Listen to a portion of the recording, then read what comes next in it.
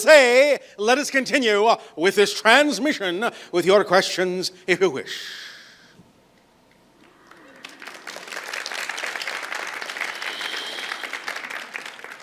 You're applauding just for that. You're an easy group.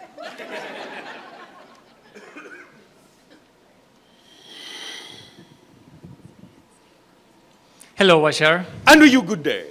How are you? Perfect, and you? Awesome. Oh, all right, you are full of some awe. That's where I was going. I'm really full of all, like you said several times. Yes. And I have a wonderful life. And I'm getting to the point where I want to thank you personally, because in the last year you really helped me to bring to the conscious level all this awesomeness that I've been living all my life. All right, it is our pleasure to reflect to you what you already knew. So thank you very much. On the other hand, as I'm moving forward in a new chapter in my life, This one or this one? Which is the other hand? right, on my right. All right, yes. So, like I was saying, I'm moving into a new chapter in my life, and I'm seeing that I'm more willing to follow my joy again, and Yes. help people. Oh, well, thank and you. Share what I've been shining. Yes. And I know there's a lot of people like me. So I want you to, if you were able to tell us, or give us some insight of what we can be doing just to share more of that light. Already told you. I think many of you have difficulty understanding how simple the formula is and that there really is no need for any other formula. Act on your highest excitement to the best of your ability. Take it as far as you can without any expectation or assumption or assistance on the outcome. That is the entire formula. That's all you need to do. Because when you do that, what you begin to understand is this. Excitement is a complete kit, the driving engine and the organizing principle of your life.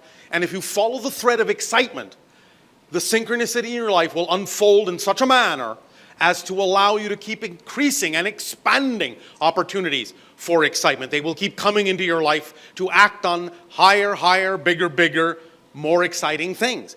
That really is as simple as the formula is. Now, if you wish to make it more complicated, if you wish to make it longer, I won't stop you. But the idea is it is that simple. So anytime you want to ask, what else can I do? What else can I do? What else can we do? Just go back to the simple formula, because that formula in and of itself will allow you to keep expanding for your entire life. And it really is that simple. Is it all right that it's that simple? It's perfect. I'll stick to it then. Thank you. And the other question I have, this is more in the personal level. I Yes. have these recurrent dreams Yes. where I usually am with friends and I move things at will, let's say. Yes. So my friends laugh at me because I'm very clumsy the way I'm moving things around. All right. So it's just a symbolic dream that I have that I haven't been able to. But it's reflective of the idea that you are, in a sense, testing your limits, stretching your wings, learning to fly. May not be used to it at first, but that's all right. You'll adapt. You'll get used to the new frequency. You'll get used to the new energy, and you will ultimately discover that physical reality is very magical, that you are already moving everything around, in a sense, with your mind, with your consciousness, because really there is no physical reality apart from what you define it to be. So it's really not about the idea necessarily of having to do it the way it appeared in your dream, although that is possible. The idea is to get more in touch with the fact that, in a sense, that's what you're already doing, is moving things around by your beliefs, by your mind, by your consciousness, and that is how you experience physical reality at all. Does that make sense? Yes. So you're becoming more aware of what you're already doing, rather than the idea of learning to express it necessarily in a different way. Although, again, that's possible. But it's not really about whether anything is possible. It's about whether it's relevant for your life. Make sense? Makes sense. Does that help you? Yes, thank you very much. Thank you.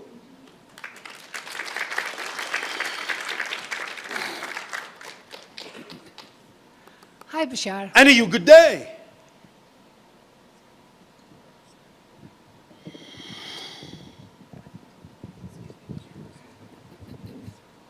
Okay, thank you. Since last month you were at Angel Valley and we did a contact meditation. Yes. in the labyrinth, and Yes. you were sharing about, I am here right now. In the idea that everything exists here and now, and that is, in a sense, an invitation to begin experiencing your reality and interaction with us more in that style, more in that awareness. Yes. You also mentioned about upheaval dome. Yes. And the connection. Another strong vortex, yes. Yeah, another a connection between upheaval dome and what you described as the Sedona vortex that's Yes. at Angel Valley. Yes. A lot has happened since, as we felt it. Really? Yeah, What a shock. it kind of confirmed that what happened was really momentous. Oh, well, thank you. And in addition to what, of course, you would say, go back to the simple formula of Yes. follow your excitement. And Yes. if there's any fears that come up this morning, you explained very clearly, how our any remainders of fears keep us at a lower frequency, so that Yes. you will not be able to contact directly. Yes, you cannot experience what you are not the vibration of first. Yes. Are there any further comments that you can give us? Is this to- another variation of the last question we got asked? Is there anything else I need to know? Anything else we could do? I am sure there are many other things you could do, but the idea is that if you're following the formula of acting on your highest excitement, then you can rely on your own imagination, because it's keyed to your particular frequency, to provide you with any other particular permission slip that will work specifically better for you than anyone else. That's what your imagination is for. It's the conduit of communication between your physical and higher mind. So while acting on your excitement, if you ask for some specific other tool, technique, or ritual that you believe is necessary for you, let your imagination be your guide and provide you with the permission slip that you are attracted to that will work best for you. Yes? Yes. All right. Is there also other ways that we can assist others who come to... What are you looking to do? In what way do you wish to be of further assistance or additional assistance? What does your own excitement say? What does your own imagination say? Basically, to encourage others to also contribute to this raising of the frequency which starts within themselves. All right, well, then in whatever way, shape, or form you wish to go about that you believe is in alignment with your true self, go ahead. Who's stopping you? Nobody. All right, thank you. Okay. So does that answer your question? And again, I ask, is that too simple for you? No, it's actually that simple. All right. Did you not know this before you asked? Yes, I did. All right, so why did you ask? I think the encouragement that you can give at times is helpful. All right. We are always sending encouragement to all of you. Remember, we never stop broadcasting. It's only you that stop listening. Right. So if you choose to listen, you will always find our encouragement at hand. Yes? Okay. Yes. Thank yes. you. Thank you.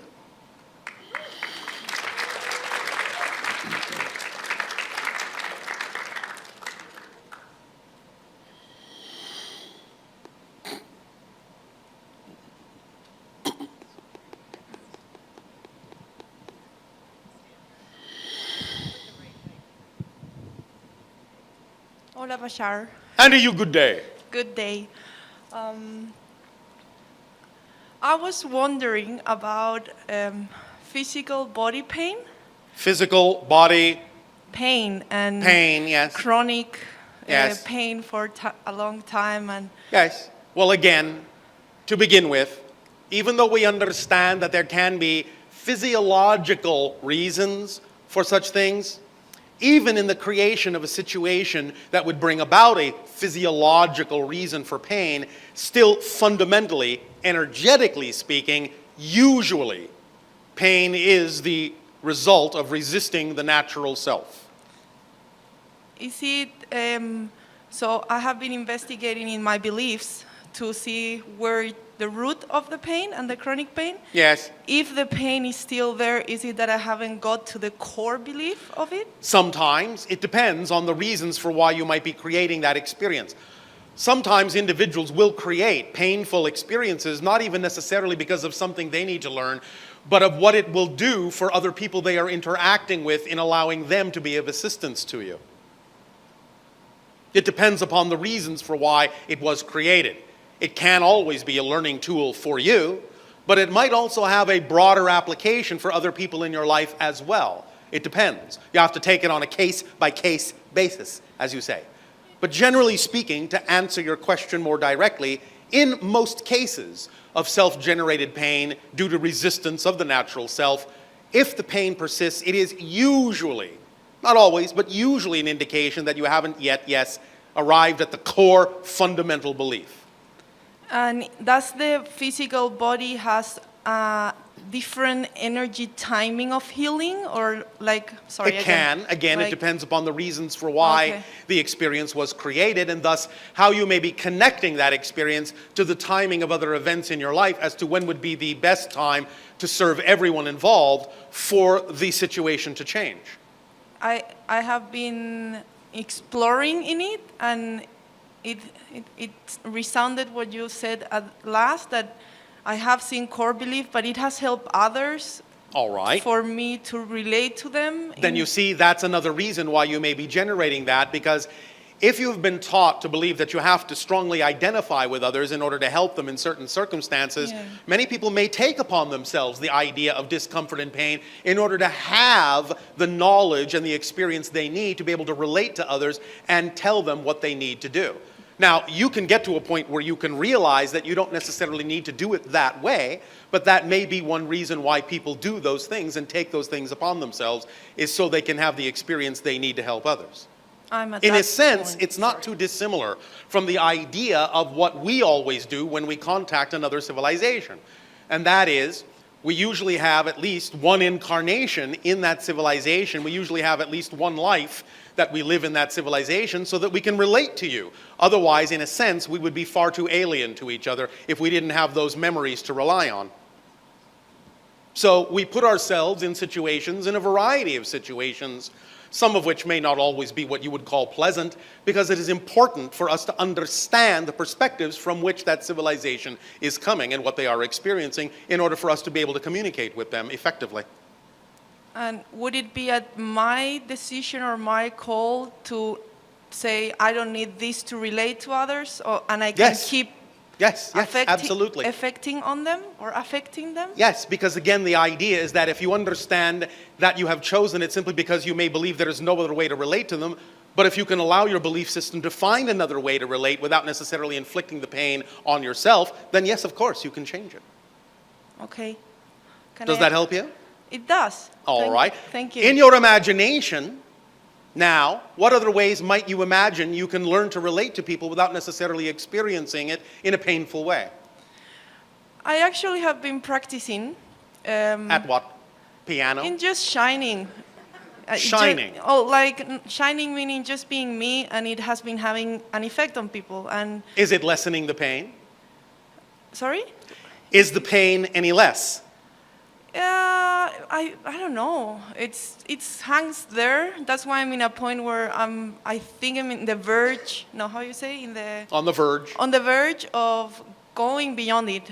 I'm on that All right. on thing that I think I have discovered a lot of things this year through Yes. pain and through All right. how May we I cope. ask if there is some specific thing that is representative of your excitement that you are not doing? Some dream that you are not living that you would rather be living? I think I'm walking it right now. Finally. All right. I'm feeling better with not caring about what other thinks of what I'm doing. All right. Because it doesn't match very well with modern All society right. and stuff. All right, well, very good. Then So- you may be on the road to healing yourself in that way. I hope so. You what? I know so. Thank you. I have Does that help you? Yeah, everything you have said always All helps right. me. And Is it true in your kind, or I don't know how to express, but on that my world, in your world that the food that you eat, we don't eat. well, not like the food that we eat. We don't eat it all anymore. No, but like meaning I want to see. Okay, I will reformulate my question. All right. Does the food vibrancy will affect your own vibration? Like if I eat more organic, healthy stuff, that I know it In helps me? general, yes, it is representative of the collective consciousness agreement that in some senses, the higher vibration of the nutrients you ingest, the more compatible it will be with your natural frequency. This is not necessarily absolutely true all the time for everyone. You have to pay attention to your body consciousness and allow yourself to know what your belief system is at any given moment and do the things that are truly representative of what will sustain you. At the same time, as a generalized truth, yes, you will find that the more you are in alignment with your true vibration, the less likely it will be that you will have the urge to eat things that are out of alignment with that frequency. And you can work it in the other direction if you wish, but there's no sense in forcing spirituality if that's not what your body consciousness is telling you that you need, because that would be an oxymoron. Yeah, that haven't worked for me. Yes, all right. Forcing doesn't work. But just pay attention to the idea of why it is you choose to eat what you eat. Because sometimes you may think you're acting on your excitement when in fact you may be fooling yourself and acting out of your anxiety and covering it up and pretending it's excitement so you don't have to look at it. Yeah, I caught that one already. All right, well, very good. And my last question Yes. is about, does it ascension or changing from one dimension to another, or all this shift from 2012 on, and does it have any effects on the physical body? Of course it does. Like, But the idea, again, is to look at it from this perspective. You are shifting from parallel reality to parallel reality, from one version of Earth to another, literally billions of times per second. yeah. You never have the same body. You're shifting your consciousness into another body that is already more representative of the change you've made in your frequency of energy. So it's not like you're affecting the body you were in. You're not in that body anymore. Now you're looking through the eyes of another body that's simply more representative of the change you've made within yourself. So of course, that body is going to be different vibrationally. And so in a sense, from a linear space-time perspective, you could say, well, yes, I've affected the body.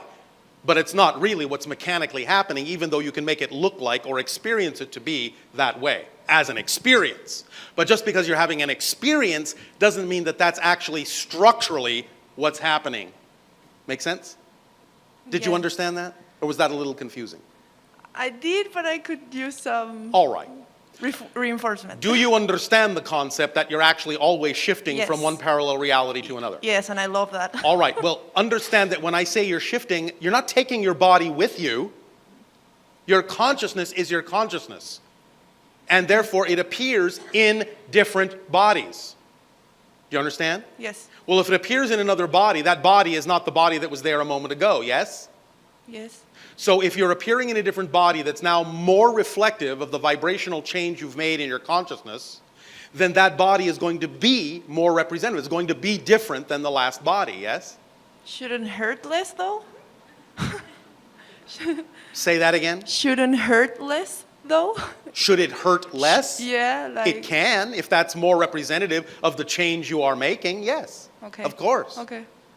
Yes? Yes. But again, drop the expectation. Yeah. Because if you're not really in touch precisely with why you've created the experience you have, you don't necessarily know exactly what the time frame is for when that experience ought to change to be of best service to you and everyone else. You can simply trust that it will change in whatever direction it needs to change if you have used up the reason that it was there to begin with. Because once you use up the reason for an experience, it doesn't stick around. The only things that stick around are the things you push away. When you use them, invite them in and say, I understand this is here for a reason, let me see what the reason is, and then you use it for the reason it is there, then it has no reason to continue to stick around. And it will change to something else. Yes? Done deal. Thank you. I will close with my statement. Yes. I'm very grateful for you appearing in my life through YouTube, but you have helped me a lot in reminding my own wisdom and being okay with who I am. So thank you. You are welcome.